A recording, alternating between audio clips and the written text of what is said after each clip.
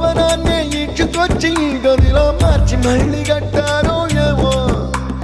మాయజాలము తెలుసు మంత్రగారడి తెలుసు రెంటి కన్న ఇది ఇంకోటేమో నీలాకాశం నేలాకొస్తే